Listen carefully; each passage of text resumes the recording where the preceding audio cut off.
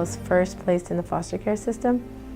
I went through multiple placements within the same year, and within months of being in my first placement, I found out I was pregnant with my daughter. That would mean I would be a 16-year-old mom. So I just remember being really stressed out and anxious about, being the right kind of mom. At that time, I wasn't sure where my support would come from, financially, how I would take care of her once I aged out of care. And all I can think of was just keep going to school, just keep going to school. My grandfather passed when I was 14. And then 2 years after that, my grandmother, his wife, who was taking care of me, she fell ill. She had an aneurysm and a stroke. So they had to put her in an induced coma. So while she was in the hospital, but also during that time period, I was almost homeless, right? Because she was the adult in the house. I couldn't live by myself. So I would describe that feeling as, it was lonely. The foundation, those pillars that I was used to, they weren't there during that time. So it was lonely. It was a dark time, and the biggest question that I kept asking was, what's next? Yeah, nobody, I think as a former foster youth, people don't expect much from you.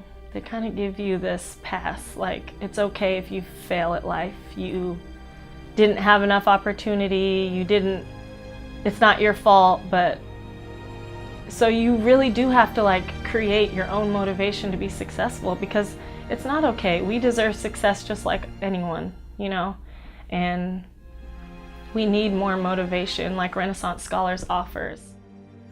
The Renaissance Scholars program has been around for about 10 years now. It was designed to create a system of support for students who are here on campus who are current and former foster youth. The program is designed to provide academic advising and counseling opportunities. We also have opportunities where our students can develop as leaders.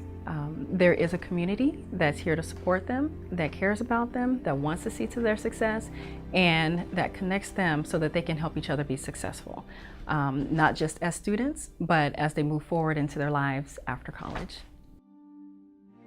So when I first started at Cal State East Bay, I was part of almost a cohort type of experience where we were buddied up with different Renaissance scholars who were also just accepted. Some were freshmen, some were transfer, and I immediately felt attached to my buddy, and it was on one of the shopping adventures that we went on to get basically our apartment set up for becoming students and to feel better prepared. And we started to build a bond and a sense of understanding as we shared our story, and we immediately felt this almost type of bond like a family would have because of the shared experiences, and because we were all there where we once were misunderstood, we now felt like we were understood.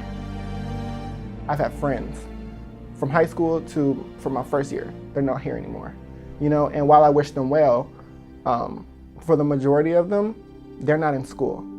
And I see that it's possible to spiral down in college if you're not focused, if you're not determined, and if you don't get help from those resources that are here to help you. So what would I be doing? I honestly can't even say, but I'm scared of it. I'm scared of what I would not have been doing had I not taken this opportunity to go to college and to be a part of Renaissance Scholars. There's help out there. There's help, and if you don't ask for it, you might not get it. You might not get people as generous as Renaissance Scholars and its donors to help you out. So I look at myself as very willing to ask for help. I can't do it all by myself sometimes. I have to come to that terms with myself. I can't do it all by myself, and sometimes you need a little help.